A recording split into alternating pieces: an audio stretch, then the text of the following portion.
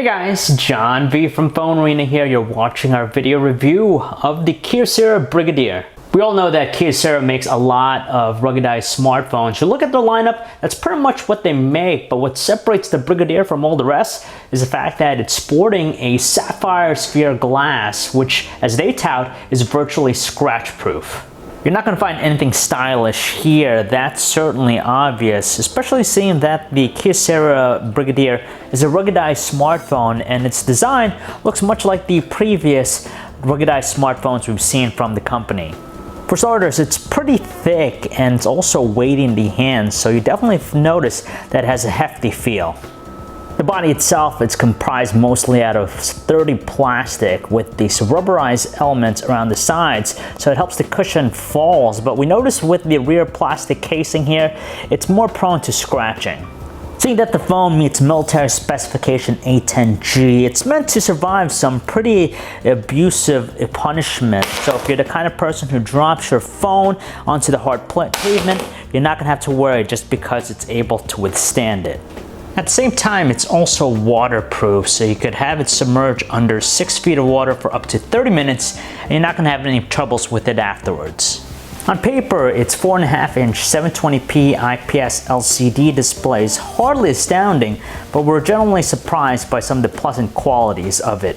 For starters, its pixel density count of 326 pixels per inch is still pretty good, especially from a normal viewing distance. Secondly, it reaches a maximum output of 610 nits of brightness, which is mightily impressive because most top-end phones usually reach around 450 nits, so it's especially bright, making it very easy to view under outdoor conditions. And finally, there's the sapphire shield glass layered over the display that virtually gives it a scratch-proof quality. Now we have to admit that it's pretty darn tough, just because on several occasions we were outside, we dropped it onto the hard pavement, and you'd think that it would cause some sort of scratch, but looking at it, it still looks mightily clean.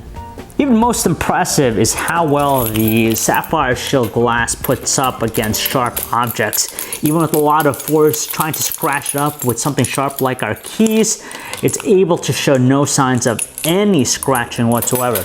Now, if I tilt this slightly, you might see just a little bit of evidence of scratching, but actually, when you wipe it with a cloth, it just continues to show a very clean finish. So Kyocera is able to cook up a pretty convincing customized Android 4.4.2 KitKat experience. It's different in the way that the home screen here employs some very neat widgets that target the specific demographic the phone is going after. These dual widgets are pretty useful. They're pretty much the size of a single home screen. You have things like the single weather here. You have one that shows us the entire day's forecast. You even have the DuraGrid widget, which allows us quick access to some functions or apps directly through it. And you even have a compass as well. In addition, the Kyocera Brigadier features other useful applications out of the box. For example, you have a flashlight one. The cool thing is that we programmed it to the button here on the side, so all we gotta do is just hold it down for a few seconds, it automatically launches the application. And finally, they've also put in a barometer app. Now, most people aren't going to be using it a whole lot, but for the intended demographic that the phone is trying to go after, it serves its purpose. So you have the barometer to measure the atmospheric pressure and even an altimeter to show us the altitude. It's pretty useful for surfing the web as well, just because you have fast 4G LTE speeds, you have decent navigation controls, and also page rendering. On top of the Google Play Music application, Kyocera throws in its own music player as well. It's pretty generic and bare bones, but what's really impressive is the audio quality from its internal speaker. You have two front-firing speakers. They're placed towards the bottom edge of the phone, and it produces some really strong volumes, easily matching devices like the HTC One M8. Luckily, it suffices for watching videos too, even though the display resolution isn't all that amazing, so it plays high-definition videos with barely any evidence of any lag or slowdown.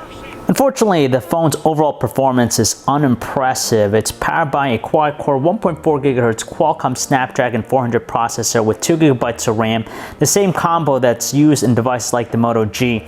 So don't expect to play any intensive 3D games or do some heavy processing with this device. It's pretty nice that the camera app is rich with different shooting modes and manual controls. So you have the usual things like different color effects, you have continuous and panoramic, but you even have a very cool one like the DSLR style defocus option there. So it gives your background more bokeh than anything else. And you also have a host of different manual controls as well. So you can adjust things like the ISO, the white balance, and even the exposure. Despite the bump up to a higher resolution with its 8 megapixel camera, the Kyocera Brigadier still fails to impress us with its image quality. You think that there'd be more focus on details, but that's not the case. They still tend to come out a little bit on the soft side, and in lower lighting conditions, its performance is even worse due to the fact that it's more susceptible to blurring and digital noise.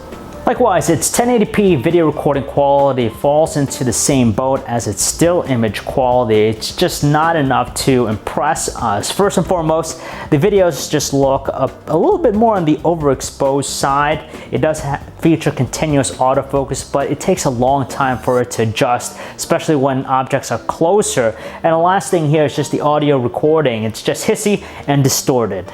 The only bright spot to the handset's call quality is the speakerphone. It's again potent and powerful, making it very easy for conversations. The earpiece though is a little bit tough to hear just because we got to jam it close to our ear. And on the other hand line, our callers complain about the amount of distortion and noise that the microphone picks up. Still, we're happy to report that the phone's 3100 milliamp hour battery delivers astounding results. In our battery benchmark test, it produced 8.5 hours of juice, which is pretty impressive. In our everyday normal usage, we're able to get approximately a day and a half out of it.